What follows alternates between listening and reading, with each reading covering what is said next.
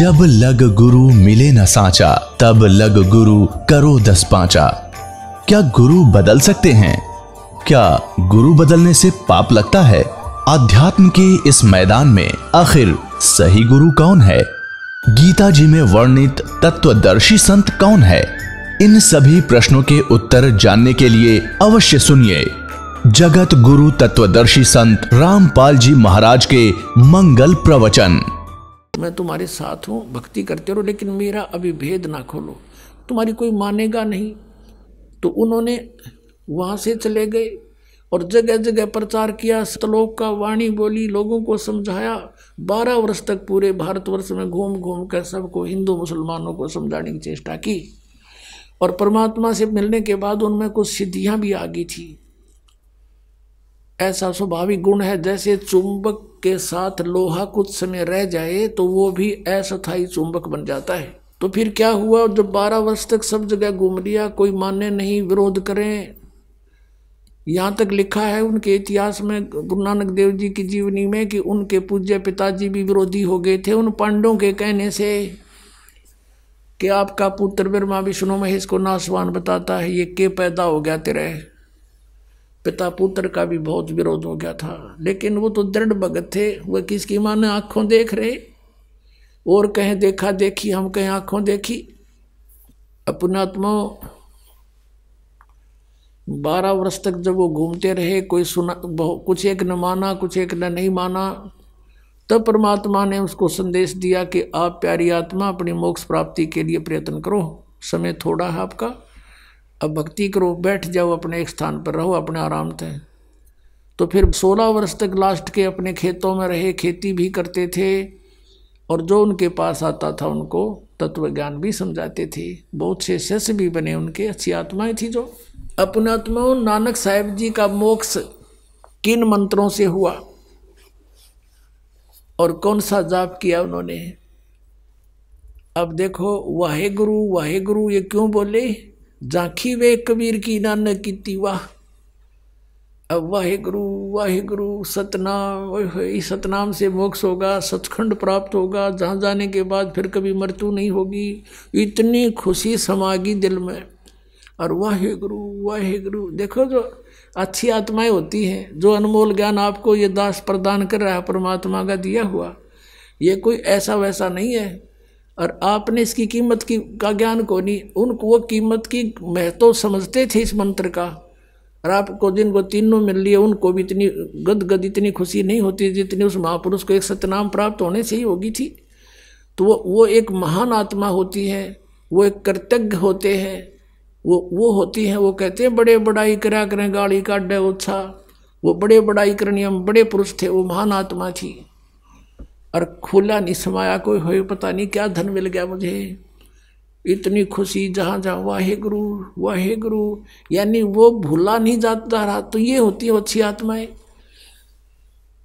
अब क्या हुआ, एक बार मर्दाना और बाला, उनके 2 शिष्य थे, ज़्यादातर उनके साथ रहते थे बाला और मर्दाना जी। और बाला जी कुछ थोड़े बहुत शिक्षित थे। उन्होंने जो भी घटनाएं गुरुदेव के साथ रहते हुए बीती, किन किन से मिले, क्या क्या क्रियाएं वो करते थे, वो सब लिपिबद्ध कर गए, लिखे उन्होंने, या बताए किसी को, वो लिख लिए गए। तो उनकी एक बनी हुई है नानक साहिब की जन्म साखी। तो उस जन्म साखी के अंदर आपको दिखाते हैं कब नानक साहिब जी कौन सा जाप करते थे। वो सतनाम के है, 2 अक्षर का। और ये राधा स्वामी, धन धन सतगुरु, जय गुरुदेव, और ये दूसरे जो ताराचंद वाले, धनौद वाले और व्यास वाले, आगरा वाले, ये 5 नाम जाप करते हैं, जो 5 काल के। और बात करें सचखंड सतलोक की जाने की, ये तो टिकट बनवा रहे हैं नाइजीरिया की। हर बात करें हम भारत आवांगे। अब आपको दिखाते हैं सब तो बड़ी भाई बाले वाली जन्म साखी। Doctor Jawahar Singh, Kripal Singh and company, ये पंजाबी यानी गुरमुखी लिपि में है। ये है ई जन्म साखी अज तक छप चुकिया नालों वड्डी है, सब तो वड्डी ते पुरातन यानी पुरानी है। भाई बाले वाली जन्म साखी श्री गुरु नानक देव जी दी पंजे साहिब दी साखी ते 10 पातशाह दे जीवन समेत मुकम्मल साखियां हन। प्रकाशक है जवाहर सिंह कृपाल सिंह एंड कंपनी। कहाँ से मिलती है? पुस्तकां वाले गली नंबर 8 बाग रामानंद अमृतसर में मिलती है। अब इसके 547 पृष्ठ पर हम चलते हैं। ये है समंदर दी साखी 547 पृष्ठ पे। नीचे आते हैं, ये बालाजी बता रहे हैं गुरु अंगद देव जी। अंगद देव जी नानक साहिब जी के उत्तराधिकारी थे सीधे। बाला संधु वाच, बाला सिंधु गोत्र था इसका, संधु, और बालाजी नाम, बाला नाम था। बाला संधु उवाच, बाला संधु बोल्या, ताते हे गुरु अंगद जी, जद गुरु नानक जी जीते अजीते पासों विदा होए ता मर्दा ने कहा सच्चे पातशाह असी पातशाह जी असां समंदर ता देखिया पर लंका ना देखी, जिथे रामचंद्र जी चढ़ाई कीती है। ता गुरु नानक जी कहा चलो भाई बाला ते मर्दाना, तुहानो रंज नहीं करना, आँखी मीटो। जा आँखी मीट के खोलियां ता समंदर दे कंडे जाई खड़े होए ते आखन लगे बाला ते मर्दाना, मेरे पीछे पीछे चले आओ, मुखों वाहिगुरु वाहिगुरु कहिंदे आओ। ते आगे आगे गुरुजी और तुर पे जैसे धरती ऊपर तुरदे सन समुद्र पर चल पड़े, और उसी तरह समंदर ऊपर तुर पे जा चले जावण ते पीछे पीछे बाला ते मर्दाना जावण। ता मर्दान ने विचार कीती कि गुरु नानक देव जी ओम सोहम जपदे जांदे हन। ता मर्दाना भी ओम सोहम लगा जपण ते लगा गोते खावण। ता गुरु नानक जी देखण ता मर्दाना गोते खांदा है। ता गुरु जी कहा कि मर्दाना गुरु दी करनी वल नहीं देखना, गुरु दे वचन पर चलना चाहिए। तू मर्दाना ओही आख जे असा आखिया है। ता मर्दाना फिर लगा वाहिगुरु वाहिगुरु कहन। ता फिर जल ऊपर उसी तरह तुरन लगा। अपने आत्माओं दास ये ज्ञान बहुत पहले से बता रहा था कि नानक साहिब जी ने वही नाम जाप किया जिससे उनका मोक्ष हुआ। ये सतनाम है 2 अक्षर का, लेकिन ये जन्म साखी दास को उपलब्ध नहीं थी। हम अन्य ग्रंथों से उनका प्रमाण हमारे पास था। एक प्राण संगली ग्रंथ है जिसमें ये 2 अक्षर का नाम स्पष्ट लिखा हुआ है कि नामों में नाम ये नाम है 2 अक्षर का। तो इससे और प्रमाणित हो गया। एक सिख बच्चे ने जो यहाँ से उपदेशी हुआ, इस ज्ञान से परिचित हुआ, उसने फिर अपने सदग्रंथों को टटोलना शुरू किया। तो उसने आकर मुझे जन्म साखी दिखाई और कहा जी आप जो कहते हो 100 की 100 सत्य है। ये देखो इसमें लिखा है, ये स्पष्ट लिखा कि ये नाम नानक साहिब जी जाप किया करते थे। तब दास ने ये देखा,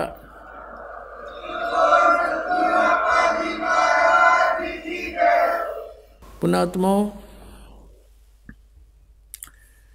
अब आपको ये तो पंजाबी वाली दिखाई, अब हिंदी और दिखा देता हूँ क्योंकि गुरमुखी भाषा से बहुत कम परिचित हैं। हमने तो पढ़ी थी 8वीं तक, उसमें जो है ना ज्वाइंट पंजाब था सन 66 तक तो, और फिर भी ये 8वीं तक लगी रही थी पंजाबी। उसके बाद तो ऑप्शन हो गया था पहले कंपलसरी थी, हम पढ़ा करते थे, इस कारण से हमें अब थोड़ी थोड़ी आती है, ये अधिक तो नहीं। और फिर भी हिंदी में दिखाते हैं। ये भाई बाले वाली जन्म साखी श्री गुरु नानक देव जी की जन्म साखी। प्रकाशक हैं इसके भाई चतर सिंह जीवन सिंह अमृतसर से।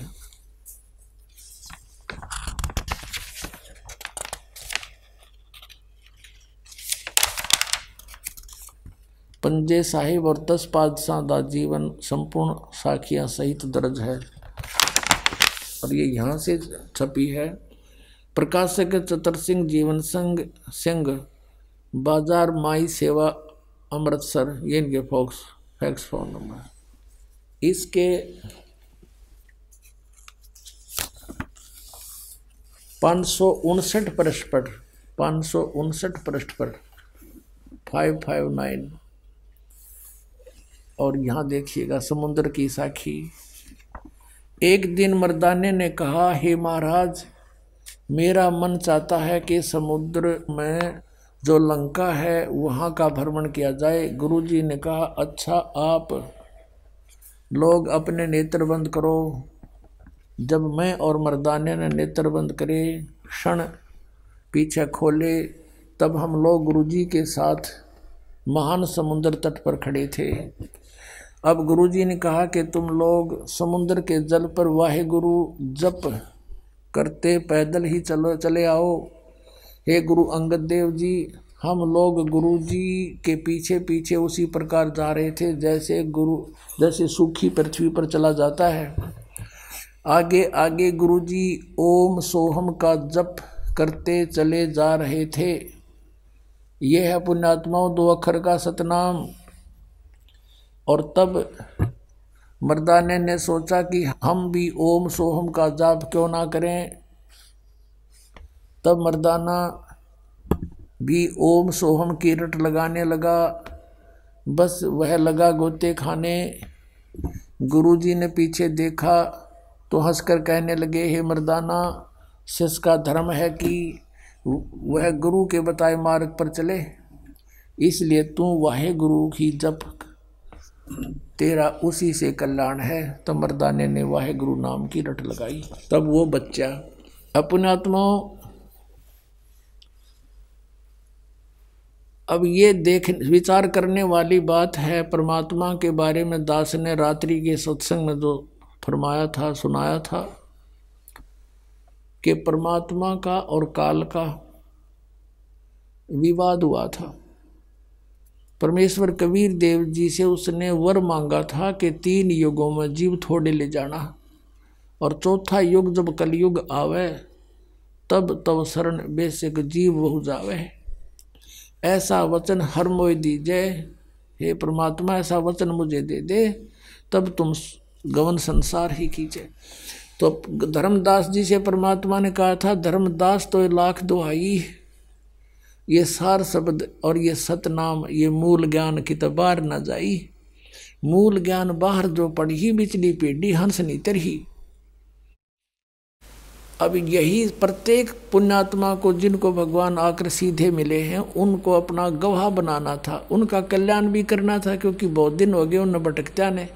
जैसे राजा जनक होते हुए भी कितनी भक्ति करते थे। नानक साहब जी की आत्मा ऑल इन वेन, स्वर्ग में गए, बर्बाद करके वापस आ गए। पहले उनके नौकर होते थे, फिर स्वयं नौकर लगे। कोट जन्म तन भरमत हो गए, कुछ नहीं हाथ लगा रे, कुकर सुकर खरबा बोरे कौआ हंस बगारे। भगवान बताते यहाँ तो यह बिरान माटी रहेगी तुम्हारी। तो ऐसे ही पुण्यात्माओं को मिले थे और इनको यही नाम दिया, सतनाम दिया। लेकिन इनसे प्रतिज्ञा करवा ली थी कि आगे बच्चा देना नहीं। वैसे नहीं कि किसी को नहीं बताना, कारण बता के सबको समझाया था कि यदि इस सतनाम के 2 अक्षर का, और काल में पता लग गया काल के दूतों को, तो वो सभी यही नाम देने लग जाएंगे। यदि गुरु ग्रंथ साहिब के अंदर यूँ 2 अक्षर का नाम डिक्लेयर होता, तो ये नकली पंथ राधा स्वामी, धन धन सतगुरु, जय गुरुदेव वाले, दुनोद वाले, आगरा वाले, व्यास वाले, ये गंग वाले, ये भी 2 मंत्र का अक्षर देते होते, फिर हम भिन्नता कैसे बताते कि ये नकली हैं। और ये दे नहीं सकते क्योंकि ये अधिकारी नहीं। अधिकारी के बिना दिया हुआ यो मंत्र काम में नहीं करे। जैसे डुप्लीकेट पासपोर्ट कैसे चलेगा। तो आज परमात्मा कहते हैं हमारे लिए समस्या पैदा कर देगा यू काल।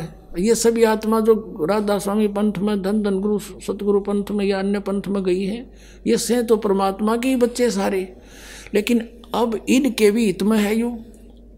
उनको उनका तो पता है उनके गुरु जी के नाम देते हैं, और उधर से ये गुरु नानक देव जी की दुआई भी देते हैं कि उन जो भक्ति की रिवाय मोक्षदायक थी। और वो ये कहते हैं उनके नकली गुरु कि गुरु नानक देव जी ने भी ये 5 नाम जपे सी। और गुरु ग्रंथ साहिब में पंचनामा का जिक्र आंदा है। वो कौन से 5 नाम थे वो दास बताओ। ये थे वो 5 नाम इन 5 प्रधाना के अंदर जो ये बैठे हैं कमलों में। अब संकेत देकर चले गए। अब देखो पूरा सिख समाज कितना बड़ा समूह है, जन समूह, और किसी को पता नहीं सतनाम के आदि से मुक्ति होगी। तो पुण्यात्माओं या एक शंका उत्पन्न होगी कि गुरुदेव ने, गुरु जी ने फिर ऐसा हमारे साथ क्यों किया, हमसे ये मंत्र क्यों छुपा के रखा, हमें प्रदान क्यों नहीं किया। पुण्यात्माओं ये महान आत्मा थे, इनको परमात्मा प्रथम और संसार बाद में जो उन्होंने कहा और समझा, नानक साहिब जी को बता दिया था कि अभी इनको नहीं देना, आप केवल इनको ये एक तो धर्म यज्ञ भंडारे आदि करने का करवाओ इनसे, और वाणी के पाठ का जो हम आपको ज्ञान दिया है, इस ज्ञान की वाणी का पाठ और मेरे वाली जो वाणी है इसका पाठ का नित्य नियम रूप में, जैसे जप जी साहिब इनकी बनवा दी उन्होंने महापुरुषों ने, कि इसका जाप करवाओ और धर्म यज्ञ करवाओ। भंडारे करवाते हैं, लंगर लाते हैं। सबसे ज़्यादा लंगर सिख धर्म में लगता है और फ्री ऑफ कॉस्ट होता है। तो वहाँ अब गुरु नानक देव जी को ये कहें कि वो हमारे हितैषी नहीं थे क्या, वो तो परम हितैषी थे हमारे। उन्होंने अपने पुत्रों को भी नहीं बताया, लक्ष्मी चंद और श्री चंद को ये मंत्र नहीं दिया। वो संसार अपने स्थान पर, मालिक करतार अपने स्थान पर, जो आज्ञा मालिक की सिर धड़कीबाजी होती है, इनको वो दृढ़ भक्त कहते हैं। अब परमात्मा ने पता था कि अभी ये पार तो हो को नहीं, काल के दूता कोई मंत्र का पता लग जाएगा, और जब मोक्ष समय आवेगा फिर हम कैसे भिन्नता बताएंगे उनको, वो कैसे पहचानेंगे अपने को। तो पुण्यात्माओं ये वैसे महाउपकार का कार्य था, परोपकार कार्य था, जो नानक साहिब जी ने ऐसा झटका दिया उसको मर्दाना को।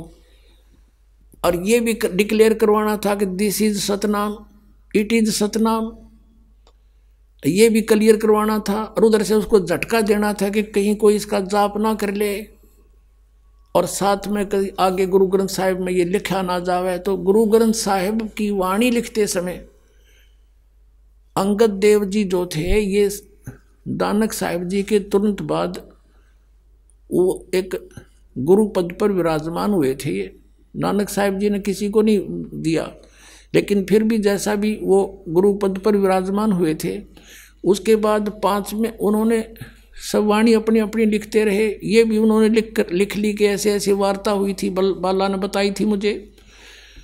5वें गुरु जो अर्जुन देव जी आए थे, उन्होंने ये एक संग्रह किया सभी वाणियों का, गुरु नानक देव जी की वाणी भी इकट्ठी की। तो उस समय उन महापुरुषों ने इस बात को मद्देनजर रखा कि कहीं ये सतनाम, ये 2 अक्षर का मंत्र गुरु ग्रंथ साहिब में आ गया, लिखा गया या वाणी, तो आने वाले गुरु ग्रंथ के पाठक इनको पढ़ेंगे और जाप भी कर लेंगे, तो गुरु जी की आज्ञा की अवहेलना हो जाएगी। और जैसे गुरु नानक देव जी के साथ मर्दाना ने ये गलती की थी, वो डूब गया था समुद्र में।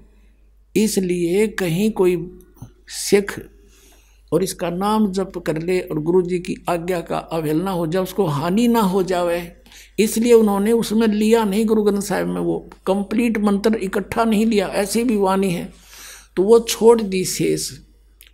लेकिन फिर भी गुरु ग्रंथ में कहीं ना कहीं सोहम शब्द अवश्य है अकेला। अब परमात्मा ने वह भी दया करनी थी। एक प्राण संगली नामक एक और पुस्तक बनाई है जिसमें लिखा है कि गुरु ग्रंथ साहिब का संग्रह करते समय कुछ वाणी शेष बच गई थी, उसकी भूमिका में लिखी है प्राण संगली की में, और वो वाणियां अब इसमें संग्रहित करके छपवाई गई है। और ये गुरु नानक देव जी की महले पहले की वाणी है। महला पहला केवल गुरु नानक देव जी के मुख अरविंद से उच्चरित वाणी है, क्योंकि ये प्रभु प्राप्त थे। अन्य किसी गुरु को परमात्मा की प्राप्ति नहीं हुई, क्योंकि उनके पास सतनाम नहीं था। अब क्या हुआ कि इन्होंने फिर प्राण संगली में ये स्पष्ट लिखा हुआ है कि ये है वो मंत्र 2 अक्षर का।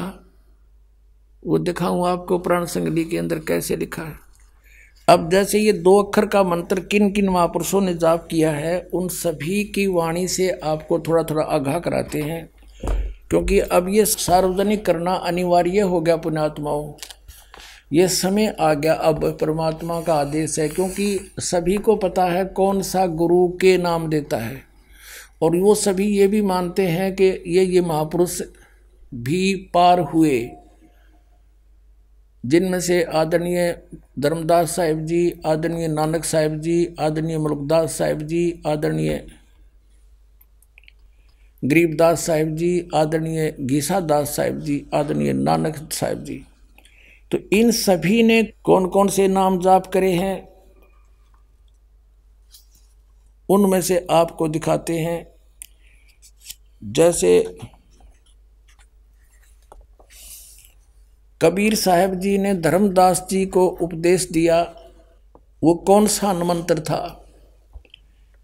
अब हमारे पास प्राण संगली उपलब्ध नहीं है। वो क्रोध था कि मैं आश्रम में थी, वहाँ सब ग्रंथ उन्होंने बर्बाद कर दिए, दोबारा मिलाए। वैसे हमने गहरी नज़र गीता में उसमें से नोट कर रखा है। उसमें स्पष्ट लिखा हुआ है कि नाम है नाम, ये 2 अक्षर का मंत्र ये है। नामों में नाम, असली मंत्र ये है। अब कबीर परमात्मा ने धर्मदास जी को कौन सा नाम दिया था वो दिखाते हैं। कबीर पंथी शब्दावली से, ये है कबीर पंथी शब्दावली। और ये कहाँ से प्रकाशित है, ये है कबीर पंथी शब्दावली। और कबीर आश्रम आचार्य परमार्थी वैद भारत पथिक स्वामी श्री युगलानंद बिहारी निर्मित, उसने संग्रह करके छुपाई है। मुद्रक एवं प्रकाशक हैं खेमरा श्री कृष्णदास, अध्यक्ष श्री वेंकटेश्वर प्रेस, खेमरा श्री कृष्णदास स्मारक मुंबई। इसके 284 पृष्ठ पर हम ले चलते हैं आपको। ये 284-85 पृष्ठ हैं। यहाँ आकर के चौका की रमैनी। अब ये चलते चलते हम यहाँ आते हैं।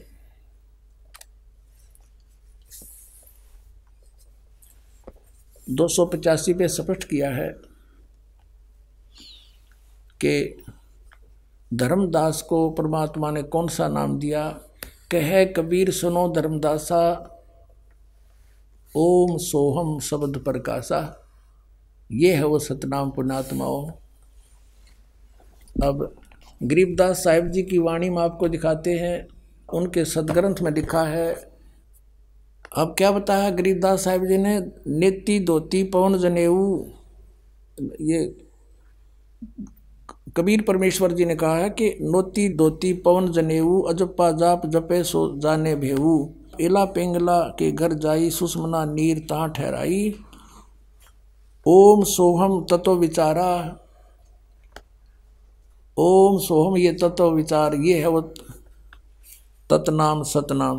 राम नाम जप कर थिर होई, ओम सोहम मंत्र दोई। गरीबदास जी कह रहे हैं राम नाम जप कर थिर होई। थिर माने स्थाई स्थान मिलेगा सतलोक में।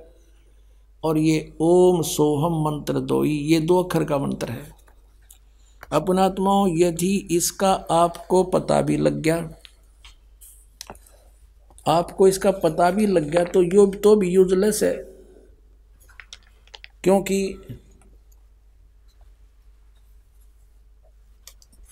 आप कोई अधिकारी नहीं है। वैसे जाप करने से लाभ क्या होगा, जैसे कोई अपॉइंटमेंट लेटर लिख ले आप पे न्यू की उसकी सारी और नीचे साइन आप पे कर ले तो क्या फ़ायदा, या किसी नकली तो करवा ले, कहाँ ले जाएगा, कहाँ दिखाएगा उसको। ऐसे जो नकली पासपोर्ट बनवा भी लेगा उसका लाभ क्या होगा, और फिर क्या होगा, फिर इसकी विधि का पता नहीं इनको, वो विधि कैसे बात बनेगी, विधि दास बताओगा, उसके बिना चाहे न जापे भी जाओ कोई। अब नानक साहब जी की वाणी जो हमने नोट करके लिखी है वो रखी है वो देखिएगा। ये है प्राण संगली, गुरु ग्रंथ साहिब में केवल इतना हिंट दिया है, देखिएगा। ये गहरी नज़र गीता के 145 पृष्ठ पर आपको श्री नानक साहिब जी की वाणी में सतनाम का प्रमाण हमने लिखा है, और पाठक ने इसका पता भी होता है। ये यहाँ 145 पृष्ठ पे है। यहाँ क्या लिखा है, गुरु ग्रंथ साहिब के पृष्ठ नंबर 59 और 60 पर श्री राग महला पहला और 11वां शब्द है ये। इसमें लिखा है, बिन गुरु प्रीत न उपजय, होमो मैल ना जाई, गुरु के बिना कोई भी प्रीत उत्पन्न नहीं होगी और अहंकार नहीं मिटेगा। सो हम आप पिछाड़िए, शब्द भेद पति आई। अब यहाँ हिंट दिया है लेकिन वो क्लियर नहीं यहाँ लिखा, उन्होंने निकाल दिया गुरु ग्रंथ साहिब की वाणी से लिखते समय। फिर यहाँ देखो, एक प्राण संगली नाम की हिंदी के पृष्ठ, प्राण संगली हिंदी के पृष्ठ 84 पर राग भैरव महला पहला पौड़ी 32। महला पहला का अर्थ है गुरु नानक देव जी की मुखारविंद से उच्चरित वाणी। साध संगत मिल ज्ञान प्रगासै, साध संगत मिल कमल विगासै। कमल, ये कमल बढ़ रहे अपने शरीर में। साध संगत मिल मन माना, और नाम है नहा ओम सोहम जाना। नामों में नाम कहते ये है एक मंत्र 2 अक्षर का, यो सतनाम है। अरे कहते हैं, सगल भवनमय एक को ज्योति, सतगुरु पाया सहज सरोत, नानक किलबस काटे तही, सहज मिले अमृत सिंचाई। नानक साहब जी कह रहे हैं कि नामों में नाम ये मंत्र है, यही सतनाम है। अरे नकलिया न पूछ कर देखो। अब जैसे इनसे राधा स्वामी वालों से पूछा, इसे जैसे ये जय गुरुदेव वालों के साथ चर्चा हुई, आध्यात्मिक ज्ञान चर्चा में किसी ने प्रश्न किया कि सोई गुरु पूरा कहावे, जो 2 अक्षर का भेद बतावे। उनसे पूछा गया कि क्या ये 2 अक्षर भी जाप करने के हैं। उन्होंने कहा नहीं, ये तो साधना करने के। साधना टट्टू की करोगे जब नाम गाना भेरा तुमने, मूर्ख बनाने के लिए, दुनिया को भरमाने के लिए। अब जनता बहुत बुद्धिमान है, अब समझ जाएगी सब भाग आओगे छोड़ कर नकलियों को, पुण्यात्माओं। अब संत मत भाग प्रकाश 4 के और पृष्ठ 261 पे लिखा है कि सोए गुरु पूरा कहावे, 2 अक्षर का भेद बतावे। अब आप हिसाब ला लियो, दास के अतिरिक्त किसने बताया 2 अक्षर का भेद। ये देखिएगा, संत मत भाग प्रकाश 4, हजूर महाराज सावन सिंह जी के सत्संगों का संग्रह। और ये कहाँ से छपा है, ये है प्रकाशक सेवा सिंह, सेक्रेटरी राधा स्वामी सत्संग ब्यास, डेरा बाबा जयमल सिंह, जिला अमृतसर पंजाब। और ये यहाँ से छपा है Sartaj printing press, Tanda road, Joshi state, Jalandhar से। इसके 261 पृष्ठ पर आपको दिखाते हैं, ये देखिएगा, ये संत मत प्रकाश भाग 4। अब यहाँ से शुरू किया कि अक्षर रूप निखरती चाली, छोड़ दिया उपदेश बिगाना। ये वाणी है श्री शिवदयाल जी की। खोलने चले हैं श्री सावन सिंह जी। और श्री सावन सिंह जी कौन है, थोड़ा सा ये इनका इतिहास बता दूं। श्री बाबा जयमल सिंह जी ने ब्यास के अंदर डेरा स्थापित किया। आगरा के श्री शिवदयाल जी से उपदेश लेकर शिवदयाल जी की मृत्यु हो गई थी सन 1878 में, और ब्यास डेरा में नाम देने लगे 1889 में, 11 वर्ष बाद फौज से रिटायर होकर के। तो इससे सिद्ध है कि इसको कोई आदेश नहीं था नाम देने का, ये आप मनमुखी गुरु बन बैठा। और ब्यास के अंदर डेरा स्थापित कर दिया। श्री जयमल सिंह जी के बाद उत्तराधिकारी बने श्री सावन सिंह जी। श्री सावन सिंह जी के शिष्य फिर कौन कौन हुए? शिष्य तो बहुत से हुए, लेकिन उनमें से दो मुख्य थे। मुख्य तो नहीं थे, लेकिन वो अपने आप को अधिकारी मानने लग गए। एक तो बलोचिस्तानी शाह मस्ताना श्री खेमामल सिंह जी और एक श्री कृपाल सिंह जी। इन दोनों ने अपने आप को अपने आसपास के भक्तों को बता दिया कि मैं अधिकारी हूँ, वो कि मैं अधिकारी हूँ। तो श्री सावन सिंह जी ने इन दोनों को 22 पास कर दिया और सरदार जगत सिंह को उत्तराधिकारी बना दिया और उसके नाम वसीयत लिख दी थी। तो इन्होंने अक्षुब्ध होकर के सन 1949 में वहाँ पर सच्चा सौदा सिरसा में किसने, ये सावन सिंह जी के शिष्य बलोचिस्तानी शाह मस्ताना श्री खेमामल सिंह जी ने सिरसा के अंदर सच्चा सौदा का डेरे की स्थापना कर दी 2 अप्रैल 1949 में। और सावन सिंह जी की मृत्यु होली 2 अप्रैल 1948 में। और इन्होंने कोई आदेश नहीं था इसको नाम देने का। और कृपाल सिंह जी ने छतरपुर दिल्ली में चिमटा गाड़ दिया। ये सब मनमुखी और सब वहाँ से बिछड़े हुए बागी, इन्होंने ऐसा कर दिया। अब सावन सिंह जी के विचार समझो, उनके लिए फाइनल है, क्योंकि खेमामल सिंह जी के गुरु भी सावन सिंह जी। अब सावन सिंह जी क्या कहते हैं, सोए गुरु पूरा कहावे, ये गुरु ग्रंथ साहब में लिखा है, जो 2 अक्षर का भेद बतावे। फिर इनको तो ना पता था, ये पूरे कितने हो गए, ये सोचने की बात है पुण्यात्माओं। अब देखो, ये वही संत मत प्रकाश भाग श्री सावन सिंह जी के सत्संगों का संग्रह 261 पृष्ठ पे।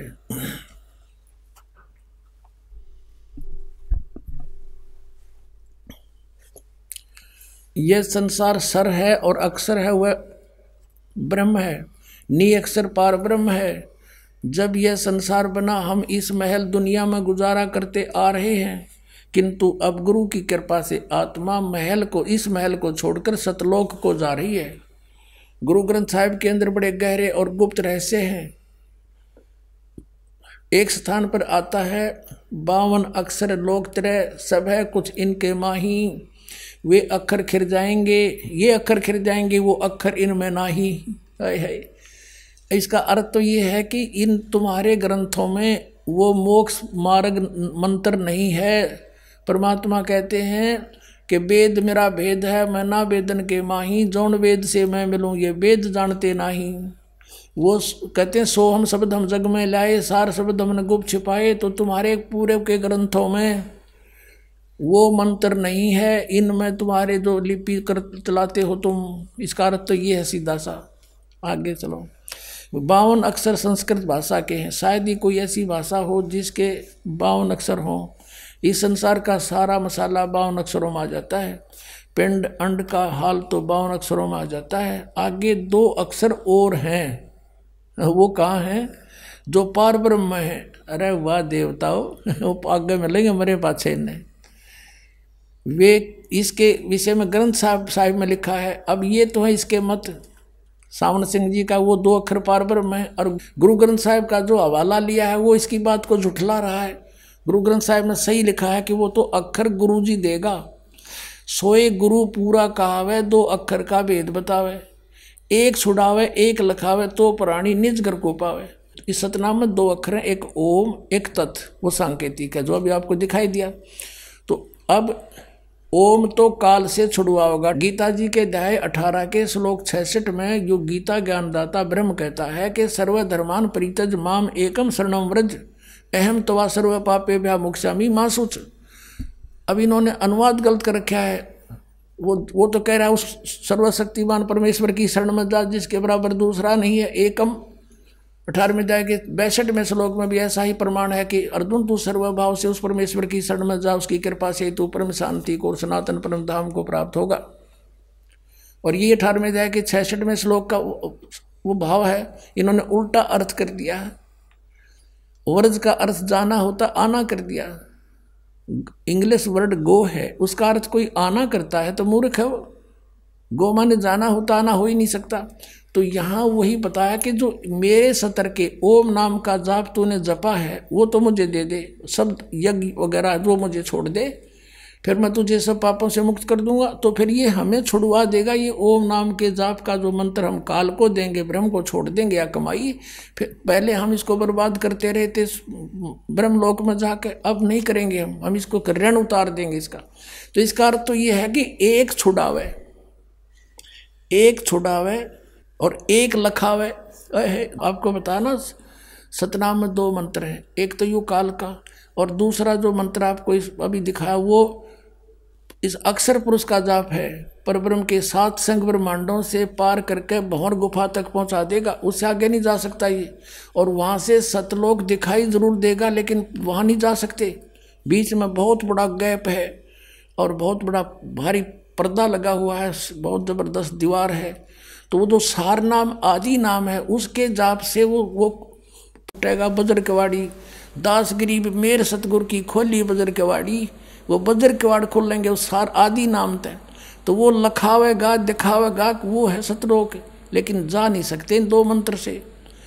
यहाँ तक भी कहा कबीर साहब ने कि सोहम जप मरे वृथा जन्म गंवाया, कि तुम इसलिए अकेले तुम कोई सोहम जाप करता वो भी व्यर्थ है, अकेला ओम जाप करता वो भी व्यर्थ है। इन दोनों के मंत्र से ओम सोहम तक भी व्यर्थ है। जब तक सार शब्द नहीं मिलेगा, वो सतना आदि नाम नहीं मिलेगा, तब तक तुम पार नहीं हो सकते। तो ये पूरा कंप्लीट कोर्स मिलेगा, वही तब पूरा गुरु होगा और वही शेष पार होगा। अब देखना ये 261 पृष्ठ संतमत प्रकाश भाग 4 का। अब सावण सिंह जी तक कह रहे हैं कि गुरु ग्रंथ साहिब में बड़े गहरे और गुप्त रहस्य हैं। यहाँ लिखा है कि आगे 2 अक्षर और हैं जो पार ब्रह्म है, आगे पार ब्रह्म पाओगे इनके। इसके विषय में गुरु ग्रंथ साहिब में लिखा है, सोई गुरु पूरा कहावे 2 अक्षर का भेद बतावे, एक छुड़ावे एक लखावे, तो प्राणी निज घर को पावे, यानी सतलोक में जावे। फिर देखना गुरु ग्रंथ साहिब के 1171 पृष्ठ पे लिखा है, जे तू पढ़ा पंडित बिन 2 अक्षर 2 नामा, प्रणवत नानक एक लंगाए जे कर सत समावा। ये 2 अक्षर तो बता दिए सतनाम में, और एक है यू सार नाम अलग से, ये पार लंगावेगा, इन सब से पार यूं करेगा। फिर लास्ट में आगे देखो 329 पृष्ठ पे गुरु ग्रंथ साहिब में। अब कबीर साहब की वाणी भी लिखी है इस पृष्ठ पे। कबीर परमात्मा के विषय में कहा है कि यदि तुम गुणी हो ज्ञानी हो तो वे अक्षर बताओ। ये तो इसका अनुवाद किया सावण सिंह ने। और फिर सावण सिंह जी आगे अपने हिसाब से क्या कह रहे हैं, वे अक्षर पार ब्रह्म हैं वो अक्षर पार ब्रह्म आगे मिलेंगे। एक अक्षर ने दुनिया बनाई और एक ने सतलोक बनाया। वाह रे विद्वानों, यही कबीर साहब कहते हैं, कहे कबीर अक्षर 2 भाख, ये तन्यों के हैं साधना करण के हैं, जाप करण के नहीं, आगे मिलेंगे। और जो वाणी इन्होंने प्रमाण में ली है वो भगवान कबीर साहब कह रहे हैं ये 2 अक्षर बोलन के हैं, जाप करण के हैं। और गुरु नानक साहब जी जाप कर रहे थे। कहे कबीर अक्षर 2 भाख, और होएगा खसम तलेगा राख। अब देखो कितना स्पष्ट किया है। कबीर साहब कहते हैं ये 2 अक्षर का जाप करो, ये जाप करना है। और यदि उसके देने वाला अधिकारी संत होगा इन 2 अक्षर के तो तेरी रक्षा होगी, अन्यथा नकली से बात बने नहीं। अब फिर लिखा है गुरु नानक साहब जी कहते हैं, एक अक्षर हर मन वसै नानक होत निहाल। ये आदि नाम है, ये आदि नाम है। आगे देखो फिर 262 पृष्ठ पर ये संत मत प्रकाश भाग 4 के एक स्थान पर फिर गुरु साहिब लिखते हैं, गुरु ग्रंथ साहिब के 747 पृष्ठ पर, वेद कतेब समृत सब शास्त्र इन पढ़ा मुक्त न होई, एक अक्षर जो गुरुमुख जापे तिसकी निर्मल होई। एक अक्षर आदि नाम वो भी जाप करना है गुरु से लेकर। गुरु ग्रंथ साहिब में गुरु नानक जी तक कहते हैं वो भी जाप करना पड़ेगा। और वो इन्हों कहे ना आगे मिलेंगे, मेरे पास है शिवजाल ने मेरे बुक्की में मिल रहे हैं, वह बोल रहा भूत उसके अंदर। अब देखो वह अक्षर आपके अंदर है, ये अनुवाद कर रहे हैं श्रावण सिंह जी, और पार पर में जाकर मिल लेंगे, मरे पाछे मिल लेंगे। ये एक तरह के जो ये तो गुरु साहब तो कह रहे हैं कि ये जाप करने हैं गुरु जी से लेकर अभी एक मंत्र भी। यह धर्म हमारा धर्म नहीं, यह जात हमारी जात नहीं, यो देश हमारा देश नहीं, हमारा देश सचखंड है, हमारी जात सतनाम है। अरे वाह, यहाँ सतनाम जाति, वहाँ सतनाम सतपुरुष सतलोक, सार शब्द सार नाम सतनाम असली राम और सचखंड। हरिया हमारी जाति, इनका सतनाम में ना समझ मारा क्या है। धर्म हमारा धर्म सतपुरुष है, यह परादेश है, हम जा रहे हैं। अब बताया, अब आत्मा उस पुराने महल को छोड़कर जिसमें लाखों करोड़ों वर्ष रही, सतनाम में जा रही है। अब सतनाम में जा रही है। या अंदर शब्द के दर्जे हैं, ओम शब्द, सोहम शब्द और सत शब्द। ये परमात्मा से की वाणी से ले लिया। कहीं की ईंट कहीं का रोड़ा, हरियोरा दास स्वामी पंथ जोड़ा। अंदर शब्द के दर्जे हैं, ओम शब्द, सोहम शब्द और सत शब्द। यो न पता ना लगे ना, यो भी लिख लो की देते हैं। और आपके में और जाप करें। ये आत्मा दर्जे के अंदर अनुसार असली मकसद को, अपने असली देश को जा रही है। अपने आत्माओं, अब गुरु नानक साहिब जी ने ये नाम इसलिए नहीं दिए, परमात्मा का आदेश था कि नकलियां के हाथ लाग जाएंगे और ये काल के दूत सारे जीवों का नाश कर देंगे। जब हम आएंगे फिर कैसे भेद बताएंगे, ये सारे पंथ एक कैसे होंगे। अब होंगे, देख लेना। बुद्धिमान समाज है, कौन मरेगा कुएं में पड़ के नो के, वहाँ तो सतलोक में परमात्मा है को नहीं, वहाँ तो जाकर आत्मा ऐसे समा जाती है जैसे बूंद समुद्र में। कौन मरेगा डूब के, वहाँ परमात्मा साकार है, नर आकार है। ऐसी ही दुनिया है वहाँ पर। नानक साहब जी कहते हैं दो दुनिया बना करके परमात्मा वहाँ बैठ के देख रहा है। सतलोक से ऊपर भी, सतलोक में भी ऐसा ही संसार है, लेकिन वहाँ का मैटेरियल नाशवान नहीं है।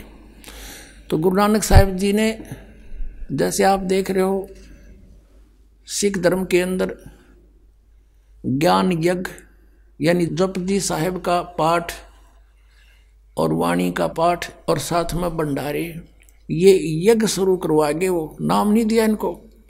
अब जैसे कोई सीरियस रोगी हो और सर्जन बाहर गया हो, वो क्या करता है, बाहर से फोन पे बता देता है कि तुम ग्लूकोज लगा दो जब तक मैं आऊं, ये इनको इंजेक्शन भी लगा दो।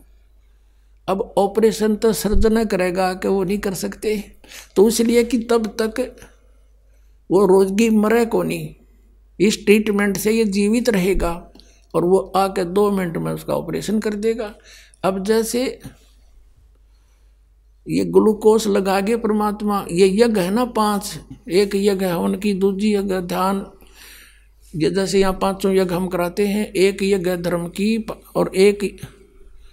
और दूसरी यज्ञ हवन की, तीसरी यज्ञ प्रणाम, चौथी ज्ञान, और इस प्रकार हम ये 5 यहाँ करवाते हैं आपसे। तो ये ग्लूकोज है। ये 2 यज्ञ हैं, हवन यज्ञ, धर्म यज्ञ, प्रणाम यज्ञ, ज्ञान यज्ञ, और ये ध्यान यज्ञ। ध्यान माने भगवान की याद आए जा, वो टेंशन सी बनी रहे, हठ योग नहीं, मेडिटेशन नहीं, वो मेडिटेशन नहीं। तो ये है ग्लूकोज। इस तरह रोग तक हटे नहीं, पर ये सहयोग देते हैं मेंटेन रखने के लिए शरीर को। और ये जो कैप्सूल और ये इंजेक्शन, ये है सतनाम और सार नाम, और ये 5 नाम आपको अलग से दिए जाते हैं, 7 नाम बना कर दिए जाते हैं। अब ये परमात्मा के आदेश से ये कंप्लीट कोर्स अब आपको मिला है। तो इससे क्या हुआ, जो भी पुण्यात्मा उन सिख धर्म में आती रही तो वो उनको ग्लूकोज लगा हुआ था, मनुष्य जीवन प्राप्त होते रहे। इसलिए तो चाह है भगवान की, आज भी भटक रहे हैं वो प्राणी, कहीं ना कहीं गुरु ग्रंथ साहिब का पाठ भी करते हैं, गुरुद्वारों में भी जाते हैं, और भी कहीं मंदिर मस्जिद में कहीं भी उनको कोई मिलता है वहाँ भी परमात्मा की खोज कर रहे हैं, क्योंकि ये पिछले पुण्यकर्मी प्राणी हैं और मनुष्य जीवन से ही आए हुए हैं। तो गुरु साहब ने इसलिए छोड़ा था कि अब सर्जन भेज दिया दास, उन्होंने कबीर परमात्मा ने अपना दास, और अभी तक आपको चाह भगवान की बनी रही।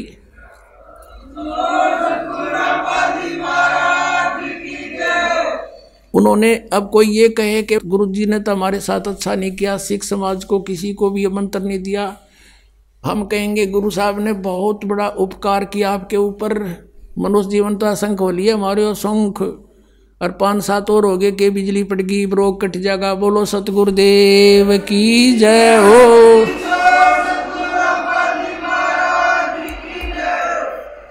परम पिता परमात्मा पूर्ण ब्रह्म सर्व सृष्टि रचनहार कुल मालिक, ये कबीर देव जी हैं, कबीर साहिब हैं, ये परम अक्षर ब्रह्म हैं, यही अकाल मूर्त है, यही शब्द स्वरूपी राम हैं और यही सतपुरुष हैं। वेदों और गीता में इनको परम अक्षर ब्रह्म कहा है, संतों ने इनको सतपुरुष कहा है, अमर पुरुष कहा है, सतपुरुष कहा है। और कुरान शरीफ के अंदर इसी परमेश्वर को अल्लाहु अकबर कहा है, अल्लाह कबीर। पुण्यात्माओं, आपका सौभाग्य है। प्रथम सौभाग्य आपका है कि आप जी को मानव शरीर प्राप्त है। उससे भी अच्छी किस्मत आपकी है, लक है आपका, गुड लक है कि आप जी को वो धन प्राप्त हो गया जिसको खोजते खोजते ऋषियों ने अपने जीवन समाप्त कर दिए। काल ने हाथ नहीं लगने दिया इनके। और वो ज्ञान, वो अनमोल खजाना फिर परमात्मा ने स्वयं आकर हमें बताना पड़ा।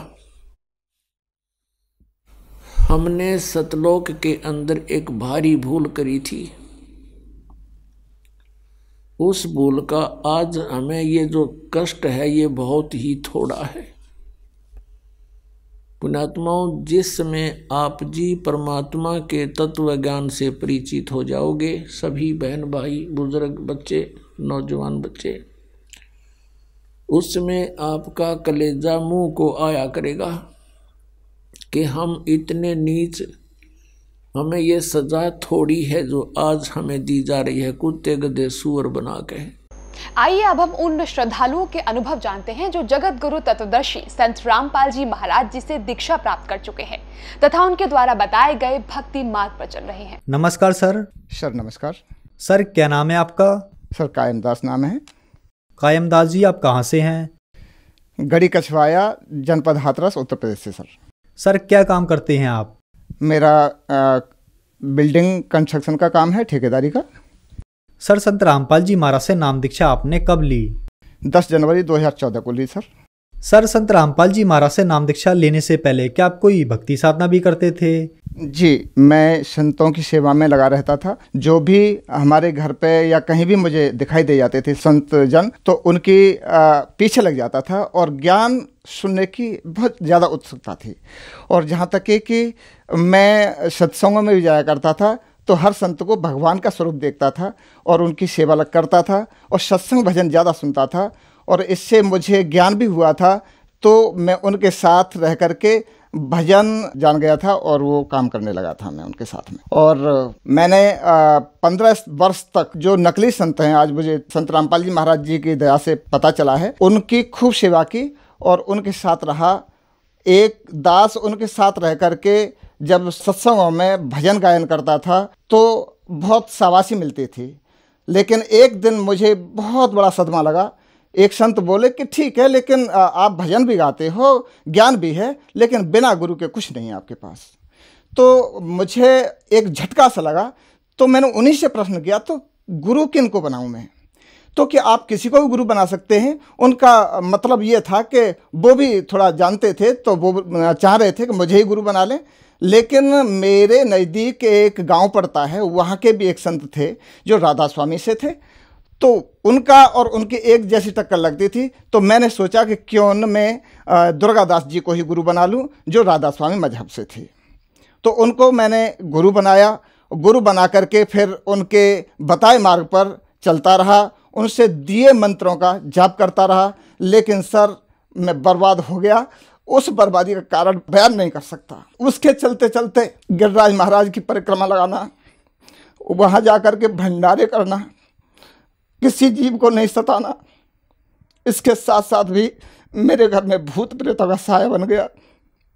जो बच्चे घर में प्रवेश भी नहीं कर पाते थे।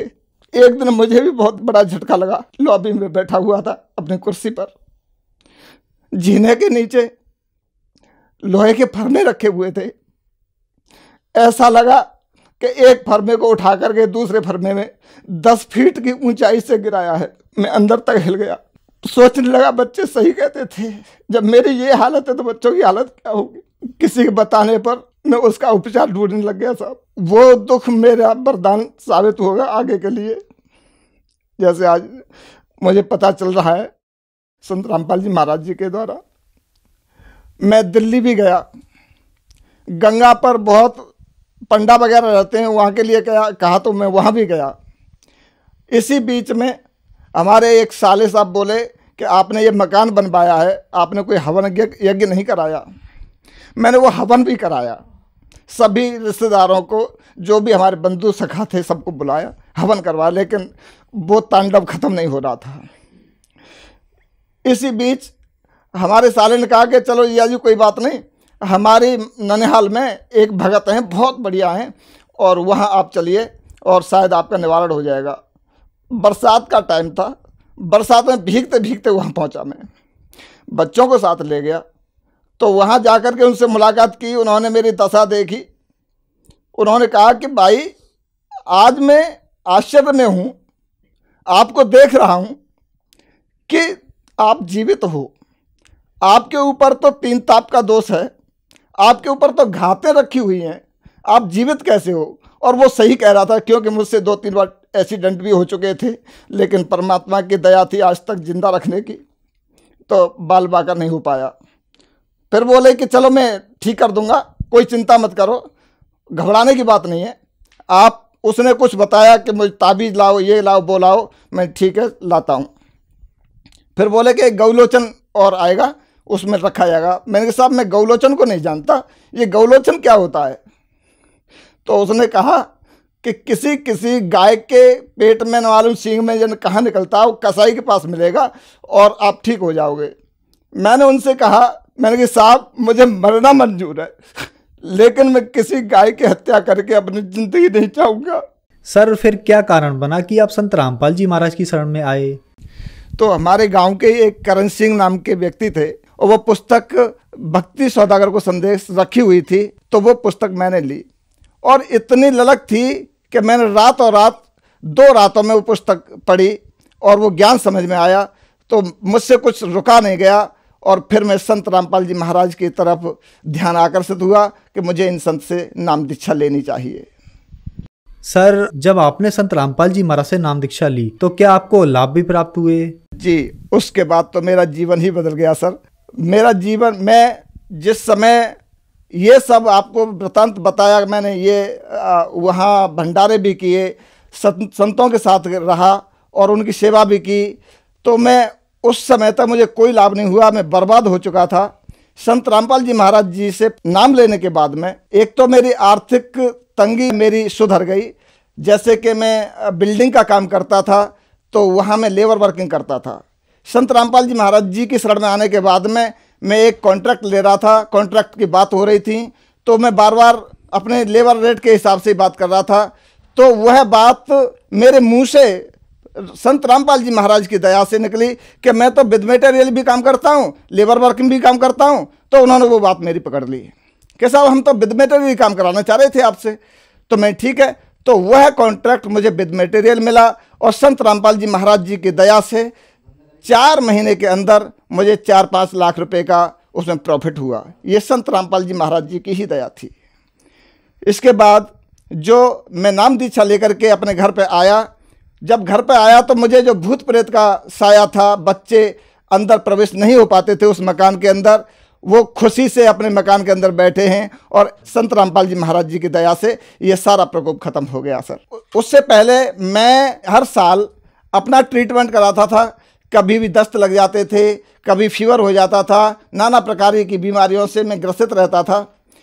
तो संत रामपाल जी महाराज जी की शरण में जाने के बाद आज तक मुझे फीवर भी नहीं आया, मैंने कोई टेबलेट भी नहीं खाई। उनकी इतनी दया रहती है हर समय और वो साक्षात दर्शन भी देते हैं। उन्होंने जो शास्त्र कमल यहाँ बताते हैं वह भी पहले नाम दीक्षा देने के बाद ही खोल दिया था। उसका नज़ारा आप चाहो तो मैं नज़ारा भी बता सकता हूँ कि उन्होंने कहाँ कहाँ तक की सैर कराई थी और क्या वृतांत था वहाँ का। सर, आपकी बातों पर यह प्रश्न उठता है कि आपने बताया कि पहले आपने बहुत तीर्थ भ्रमण किए और भंडारे भी किए।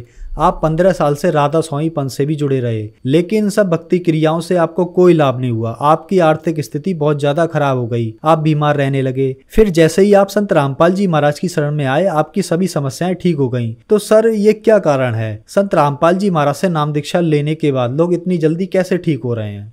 जी, आप सभी लोग उन्हें संत रामपाल जी महाराज के नाम से जानते हैं, लेकिन वो संत रामपाल जी महाराज ही नहीं बल्कि पूर्ण परमेश्वर कबीर साहिब हैं, जो वेदों के अनुसार, जो शास्त्रों के अनुसार भक्ति करा रहे हैं। हमें यह भी मालूम पड़ा कि ये पूर्ण संत हैं। क्यों पड़ा? कि गीता जी अध्याय 15 के प्रथम श्लोक में लिखा हुआ है कि ऊर्ध्वम मूलम अधः शाकम असतो पराव अव्यम छंदास्य से प्रणालियतम वेद से वेद। जो संत जड़ से और तने तक, नीचे तक इस संसार रूपी अविनाशी वृक्ष को जान चुका है, वह तत्वदर्शी संत होता है। इसके विषय में गीता ज्ञानदाता भी नहीं जानता। सर, आप 15 साल से राधा स्वामी पंथ से जुड़े रहे और भक्ति साधनाएं भी की, फिर आप संत रामपाल जी महाराज की शरण में आए। सर, कहते हैं गुरु नहीं बदलना चाहिए, लेकिन आपने ऐसा ही किया, क्या कारण रहा सर? ये मनगढ़ंत जो संत हैं वो इसलिए कहते थे कि कहीं हमारे यहाँ से ये साधक सच्चाई सुन करके कहीं चले न जाएं। ये बिल्कुल यथार्थ झूठ है। हमारे कबीर परमेश्वर जी ने कहा था, जब तक गुरु मिला नहीं साचा, तब तक गुरु करो 10 पाँचा। तो हम शास्त्रों के अनुकूल ही, जब एक अगर मोटी मिसाल लेके चलें, हम किसी तरह से रोग से पीड़ित हो गए हैं, हमको बुखार है या कोई भी अनंत बीमारी लग गई है और डॉक्टर से हम उपचार भी करा रहे हैं, वहाँ हमको कोई लाभ नहीं हो रहा है, तो क्या हम दूसरा डॉक्टर नहीं बदलेंगे सर? बदलना चाहिए। तो ठीक इसी प्रकार ये हमारा जन्म मरण का रोग है। इसको ये नकली संत, इनके पास कोई औषधि नहीं है, कोई मंत्र नहीं है इसको काटने का। संत रामपाल जी महाराज जी के पास वह औषधि है, वह मंत्र रूपी औषधि है, जो उनके मंत्रों के उच्चारण से ये काल भी भयभीत होता है। सर, संत रामपाल जी महाराज से नाम दीक्षा कैसे प्राप्त की जा सकती है? जी सर, संत रामपाल जी महाराज के विभिन्न चैनलों पर सत्संग चल रहे हैं। उन सत्संगों को देखें। उस सत्संग के चलते नीचे एक पट्टी चलती है, उस पट्टी पर मोबाइल नंबर फ्लैश हो रहे हैं। उस पर तो किसी भी नंबर पर आप बात कर सकते हैं और अपना नज़दीकी जो निवास है वह बता सकते हैं। संत रामपाल जी महाराज जी ने हर जगह नाम दीक्षा खोल रखे हैं, तो अपने नज़दीकी नाम दीक्षा का वहाँ से पता चलेगा, वहाँ से नाम दीक्षा ले सकते हैं सर। सर, जो दर्शक आज आपको देख रहे हैं, खास करके राधा स्वामी पंथ वालों के लिए आप क्या कहना चाहेंगे? जी सर, मैं उन भाइयों से निवेदन करना चाहूँगा कि जो भी भक्ति साधना में अब लगे हुए हैं, क्योंकि हर व्यक्ति, हर शिष्य अपने गुरु को सर्वोपर मानता है, मानना भी चाहिए। तो दास ये कहना चाहेगा कि उस जो भक्ति आपको मंत्र दिए गए हैं उनको शास्त्रों से कंपेयर करें, क्योंकि आज पढ़ा लिखा समाज है, युवा समाज है, तो उसको कंपेयर करके हमें यह देखना चाहिए कि हमें जो वे ऑफ वर्शिप बताई है, जो मार्ग बताया है, भक्ति मार्ग बताया है, ये हमको कितना कहाँ तक ले जाएगा और इससे मोक्ष मिलेगा भी या नहीं, ये शास्त्र प्रमाण है। अधिक जानकारी के लिए साधना चैनल ही देख लें, उससे बिल्कुल क्लियर हो जाएगा कि हम कौन सी साधना कर रहे हैं और ये हमें कहाँ तक पहुँचाएगा। हम काल के जाल में फंस रहे हैं। उनसे मेरा निवेदन है कि अपनी साधना को शास्त्रों से कंपेयर करें, उन्हें खुद मालूम पड़ जाएगा कि हमें कौन सी भक्ति मिल रही है और कौन सी चाहिए थी। धन्यवाद सर। सत साहेब।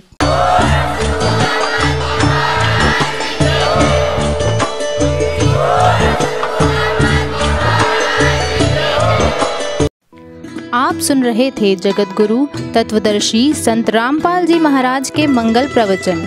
अधिक जानकारी के लिए संपर्क करें।